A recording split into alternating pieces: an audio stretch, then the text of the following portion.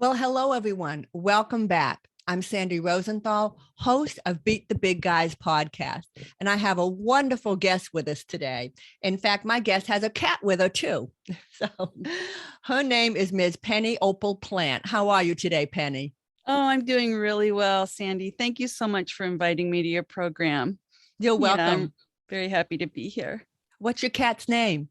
This is Carlos. We live in a tiny house that's 400 square feet, and so there's really no place for him to go.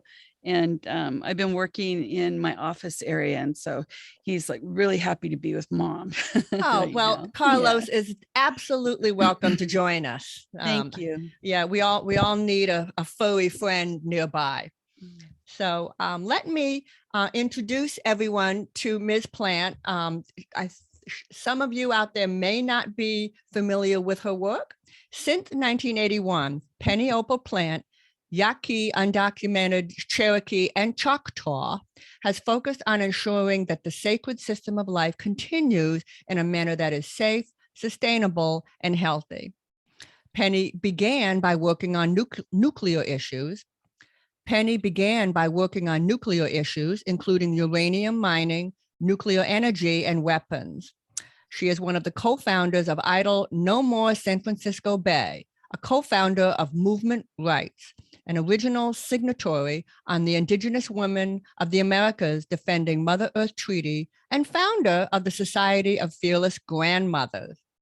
She is a published poet and was recently invited to write a chapter in the book Required Reading, published by the NDN Collective 2021. Pennie is a wife, mother, auntie, and grandmother. Again, welcome, Pennie. Thank you so much. It's a pleasure to be here. And Carlos is purring very loudly on my lap. I don't know if you can hear him or not. I can't hear, but even if some of our listeners can, that's a very nice sound. Yeah, it's very soothing. A So, soothing, warm sound. So yeah. yes. So I'd like to just start at the beginning of my story of being a protector and defender of the sacred system of life. I was in I call them my baby 20s, my early 20s. And I was having dreams and these really strong impulses that there was something that I wasn't doing in my life that I was supposed to find out what that was. And so through a little bit of trial and error, not too much, I found myself at a, a lecture by Dr. Helen Caldicott, and maybe some of your listeners will know who she is, but she's an Australian pediatric doctor who found radiation in the breast milk of mothers and traced it back to the French atomic testing in the South Pacific. And that started her journey into the whole nuclear issue and how, terrifying, honestly, it is. And so I quit my job and I went to work for a peace center and then on to the nuclear weapons freeze campaign. But after I went to see her, I took my first husband and my parents. And as I was listening to her and watching her footage that she was showing, these documentaries, some of which came from the US government, I started to weep. Like tears were just coming out of my eyes. And as we were walking to the car afterwards, I looked at my parents and my husband and I said, I don't understand how any of you can be walking and pretending like everything is normal when nothing will ever be normal again since the first atomic bomb was tested. We've acquired the capability now of destroying all life on Earth. So those tears kept coming out of my eyes for the next 4 days and 4 nights. I would wake up with them, I'd go to work with them. And fortunately, the people that I was working with, they were very compassionate and kind. And then I wound up leaving that job and going to work for the nuclear weapons freeze campaign for a few years. And so that was the beginning of me waking up to the really critical, powerful, and exciting times that we're living in right now. I wound up not staying within the nonprofit industry. I come from a family of small business owners, like I'm the fifth generation. And so I decided that I was going to have these small businesses. They were all very successful. I had 5 of them. I still have one. And that would fund my work and also funnel a lot of money into, other projects and educate people who came into my retail stores. They were all retail stores. So for me, that was like the perfect setup. I tend to be very independent. So moving forward, I did a lot between that time and my baby 20s and this time that I'm jumping forward into, which was 2012.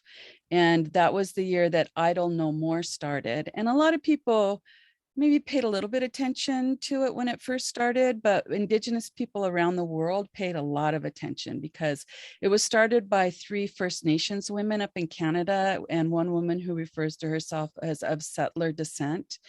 And they started a movement that quickly caught on around the world. And in the Bay Area, there were Idle No More actions just about every weekend. And the actions pretty much were the same everywhere, where there were a prayer, a big prayer, and a big prayer, Indigenous songs, and speakers about whatever was the topic of that area or how it connected to other parts of the world. So by March of 2013, we started our own chapter in the Bay Area, and it was started by a group of Indigenous grandmothers, including myself, who had been praying together for 7 years every month. And very soon we had lots of young people joining us and organizing. So that was March of 2013. And then in January of 2014, there was a meeting of San Francisco Bay Area activists that I was invited to attend. And there was probably maybe a dozen people, 10 to 12 people there.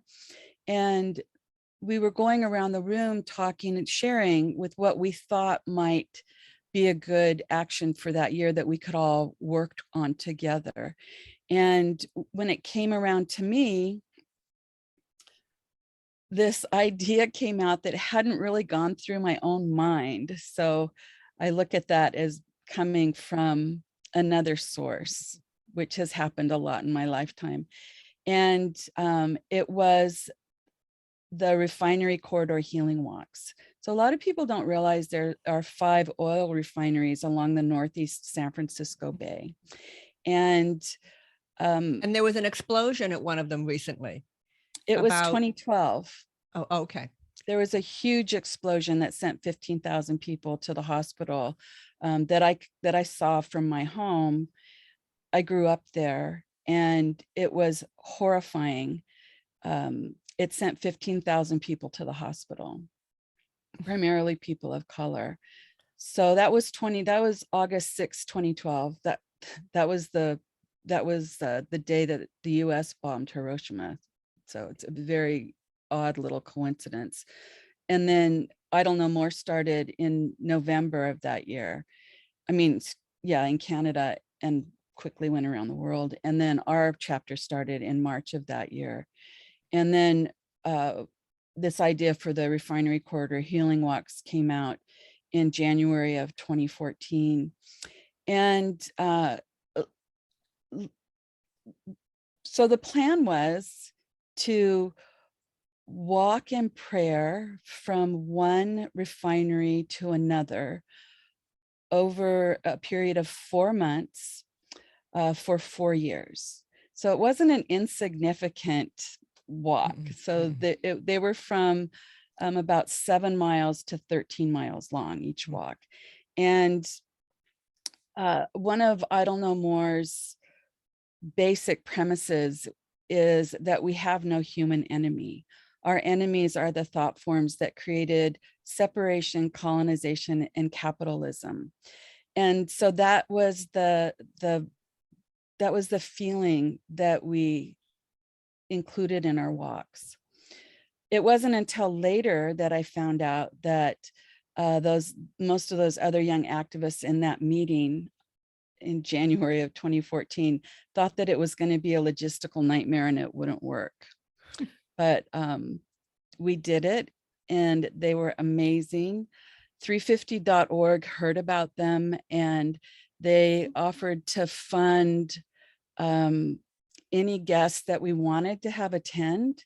So we had people from the tar sands down through the Amazon, our sisters in the Amazon that are signatories on the Indigenous Women of the Americas Defending Mother Earth Treaty.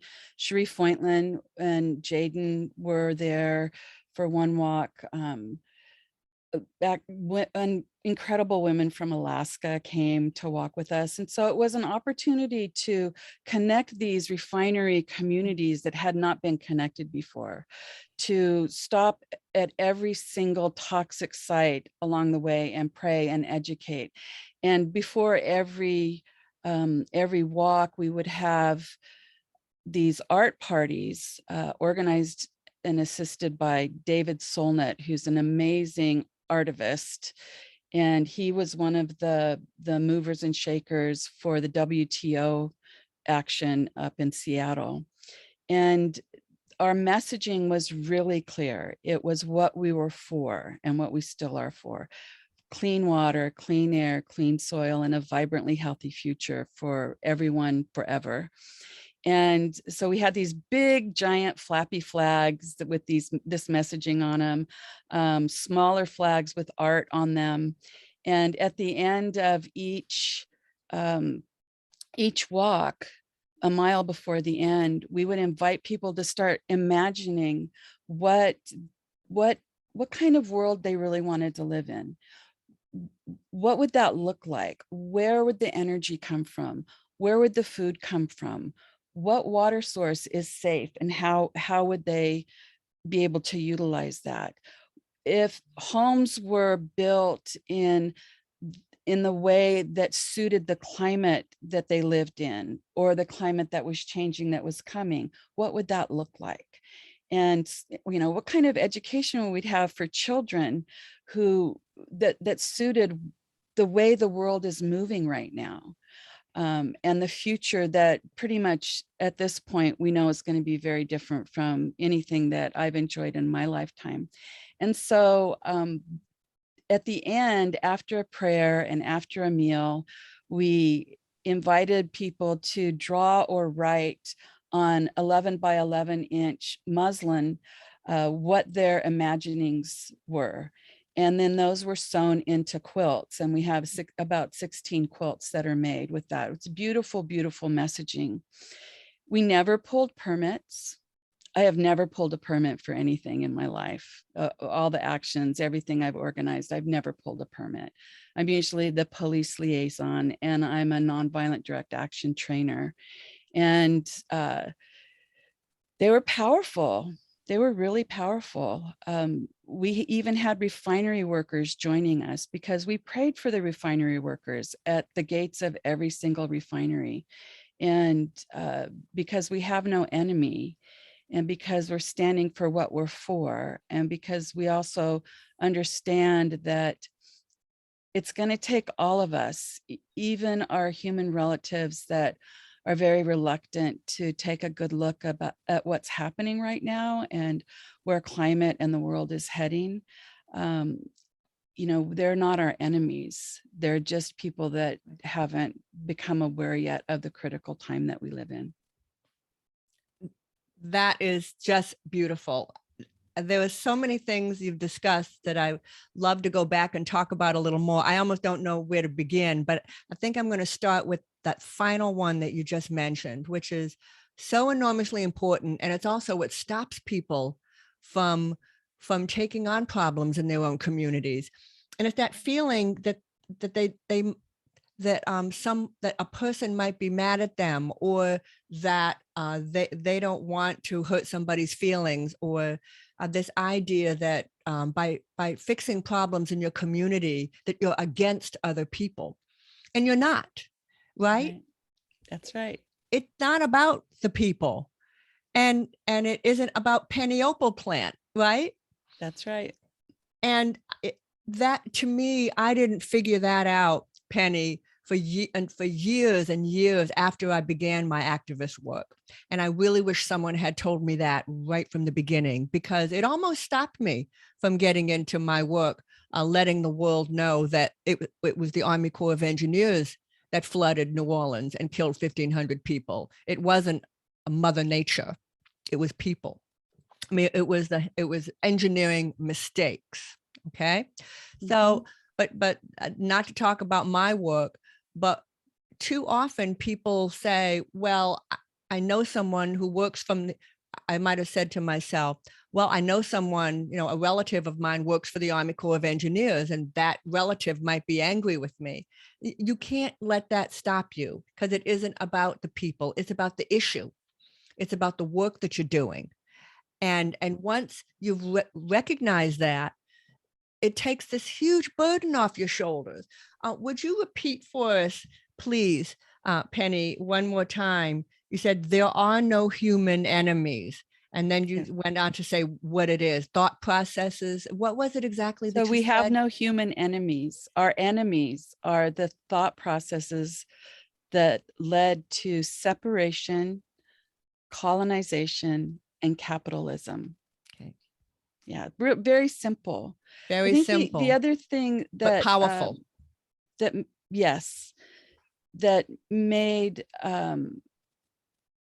made it very easy for us to do what we were doing was our messaging. So our messaging was not against the refinery or the refinery workers.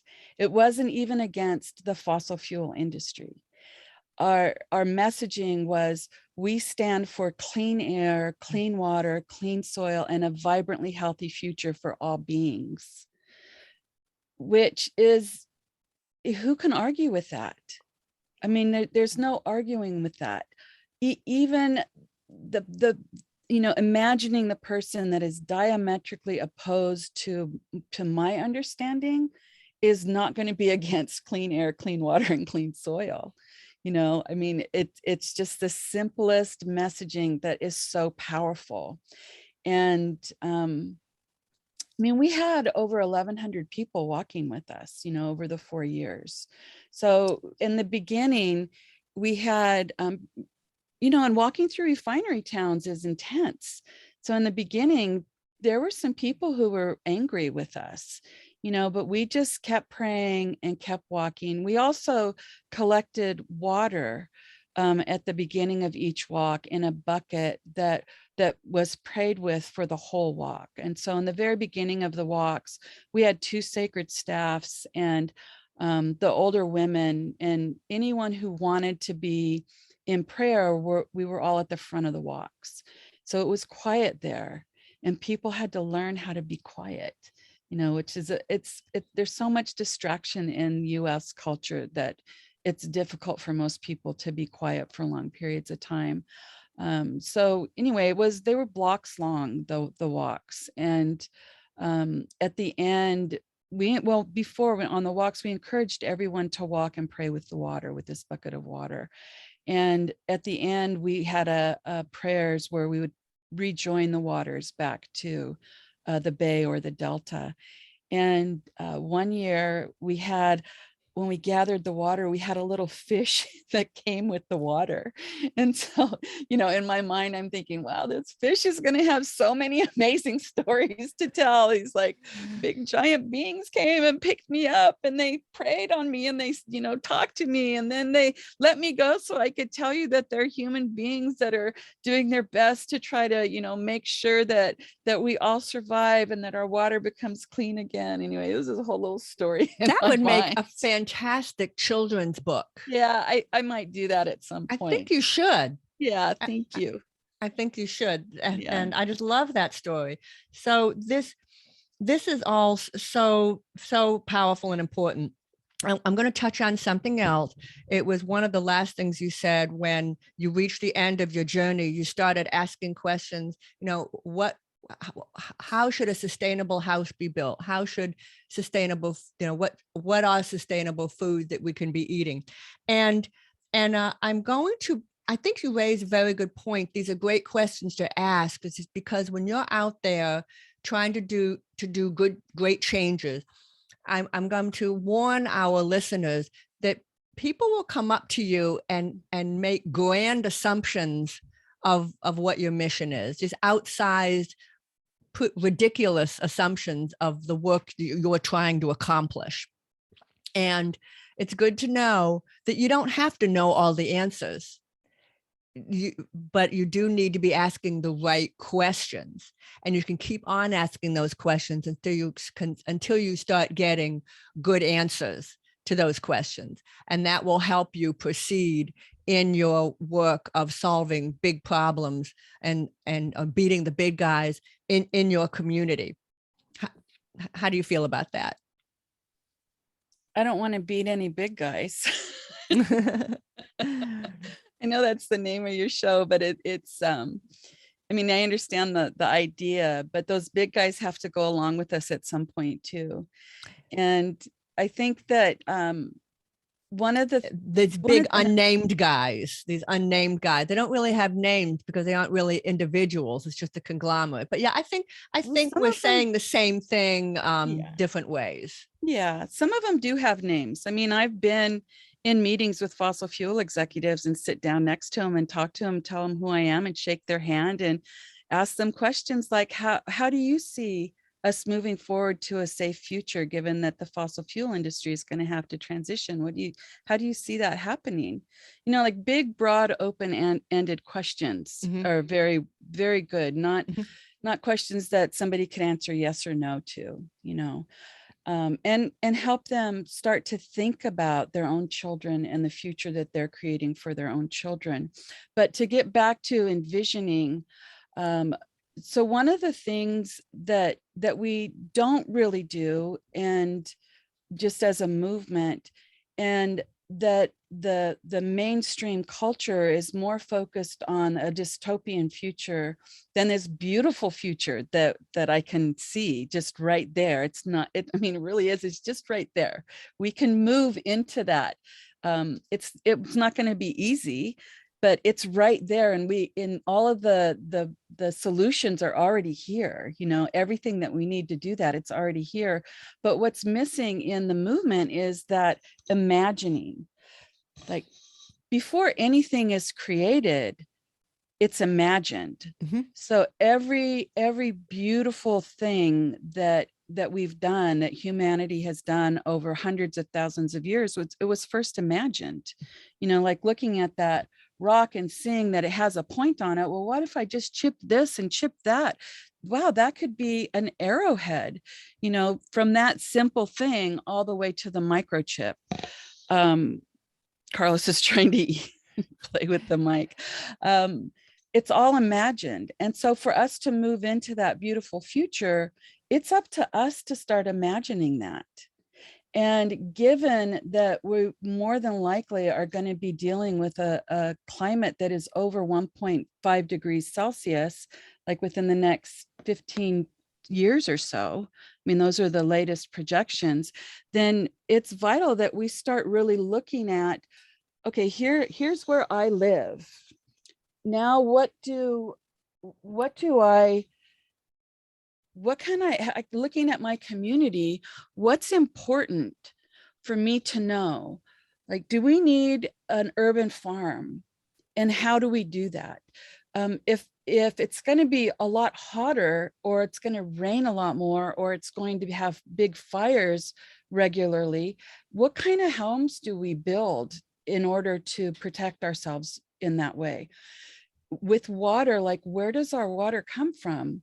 And how is it purified? And how can we make sure that that's going to continue to be available to us? And how do we educate our children, who are probably going to need very different skills than an MBA or becoming an attorney, you know, just very different skills moving into the future. One of the other things that we developed in Idle No More was something called the River of Time. And so we put, you know, that butcher block paper, the white, we just put a giant roll of that taped to the wall. And we segment it by decades. So starting with 2100 and moving back each decade. And then we invite people to start this imagining, this envisioning.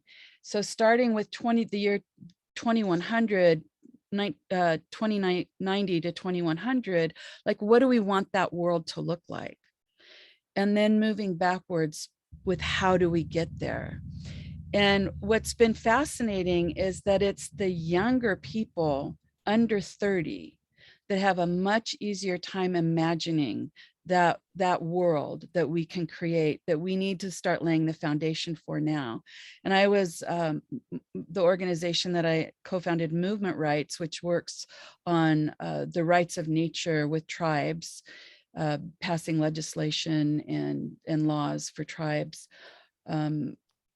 We had a conference in Oklahoma, and we did this River of Time, and pretty much anybody over the age of 35 didn't participate. I was stunned. I'm that surprised as well. They couldn't do it. They couldn't plug into that. I'm also an artist, and I paint and I write and all that stuff. So, my imagination has always been very active from a young child. So it's easy for me. But when the young people, and it was primarily Native folks, when the young people got up, they had it all sorted out. I love this it. is what it's going to look like. This is what a decolonized, safe and healthy future looks like for us. And they moved it all back to now. It was so powerful. So I imagine our advice to our listeners is bring in the young people, because they might have an easier time envisioning something different.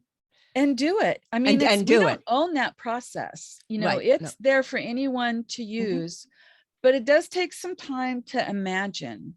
Like, we broke people up into smaller groups, I think like up to 8 to 10 people in a group, so that they could talk about, and it was uncomfortable, I think, for some people. It was uncomfortable.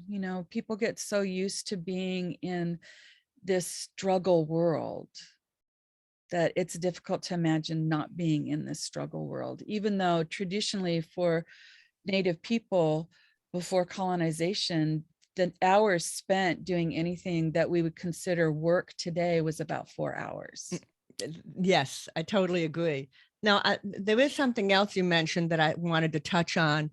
I thought how smart you were when you were younger, you created your businesses, and you had several businesses, and then you used them to fund your work, are you comfortable saying activist work? It's actually my spiritual practice. Your spiritual practice. Okay. Yeah. I'm glad I asked. Thank you. But, which I think is really, really brilliant. But did you ever get criticized because your spiritual work is self-funded? And were you ever accused of saying, well, did anyone ever say, well, that's the Pennie group, and that's the Pennie efforts? I mean, she doesn't have support. She's funding her own work. Did you ever get that sort of criticism? Never. No, not once. It's not unusual to get that kind of criticism, and just the best way to if somebody out there did get criticized because they're funding their work, that whatever it is, either their spiritual work or their activist work, a response to that is says, well, I'm doing this instead of going out to eat at restaurants, and laugh it off. But it's okay to fund your own work if you want to. Actually, there's nothing wrong or evil about that. I didn't fund my own work. I funded other work. Oh, so you were talking about you were funding okay, I thought you were you did that to fund. I mean, I supported myself. I'm a good businesswoman. I mean, I grew up with it. So, I mean, I didn't go to college for it or anything, but so I think that the difference is, I mean, I supported myself. I live simply. I've always lived pretty simply.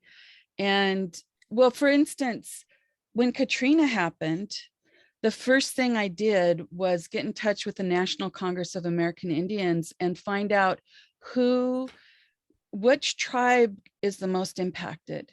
And they gave me, at the time, Chief Brenda Dardar's, she was the chief at the time, Robideau's phone number.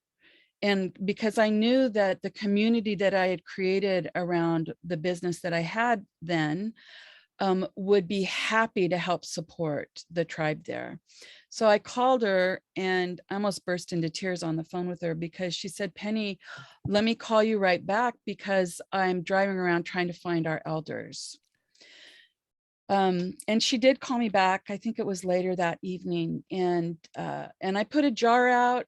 I mean, I always had a jar out on the counter, but we raised well over $15,000 in that from that jar.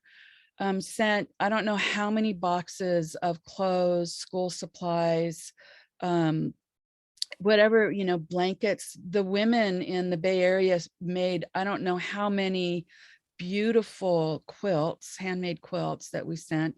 The post office, when they found out what I was doing, they didn't charge me for those big boxes of quilts to go there. Anyway, so those are the kinds of things that I did.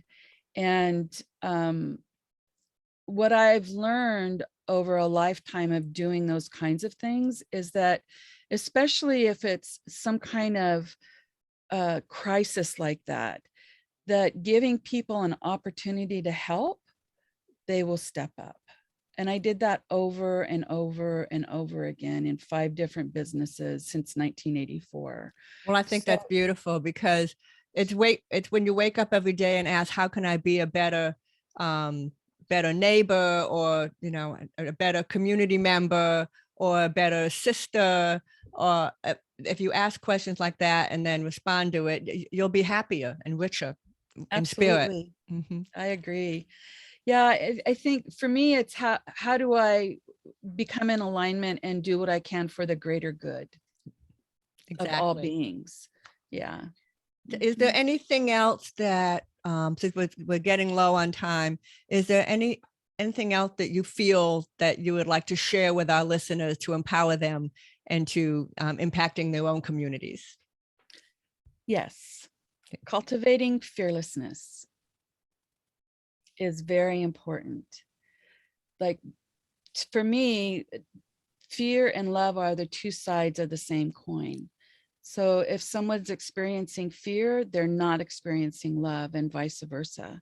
So in situations for me, and I grew up in a really rough community in Richmond, California, very rough. I had to learn how to physically fight at a young age to protect my younger siblings. I never started a fight. I would always try to talk people out of it. I never lost a fight, and I would always make friends with the person that I had to fight with.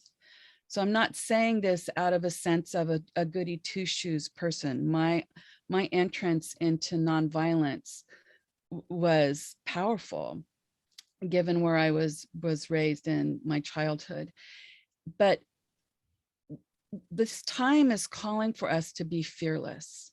Like, we have a responsibility to future generations, and that responsibility is fearlessness and understanding what your gifts and your talents are that you were born with that bring you joy, and plugging that into your local movement or a nationwide movement. But this time requires all of us to do something, even if it's something small. That's what it's requiring. And we have an obligation to future generations. You know, for Indigenous people, I know that 7 generations prior to my life, my ancestors were praying for me. I pray for 7 generations forward. So we have an obligation, at least that far out, that requires us to be fearless. So if you're feeling fear, think about the thing that gives you the most joy and love, and just flip that switch, and it'll go away. And I know it will, because I've seen it happen. So that's fabulous advice for our listeners. So Pennie, if anybody would like to follow you or follow your work, how can they do that? Yeah, I am very easy to find on Facebook and on Twitter, and people can message me through Facebook. And there's some wonderful webinars that we've done at movementrights.org, which, if you're interested in the rights of nature movement, that's actually the fastest growing movement in my lifetime. And there have been a lot of movements in my lifetime, but this is inspiring and powerful. And you can find out more at movementrights.org. That's fantastic. I'm going to check it out myself. Thank you again, Pennie Opal Plant, for joining me. And I hope all of you enjoyed this episode. Make sure to subscribe, rate, and review this podcast on all of your favorite platforms. And remember, no matter who you are, you can beat the big guys. Okay, stay with me. I'm gonna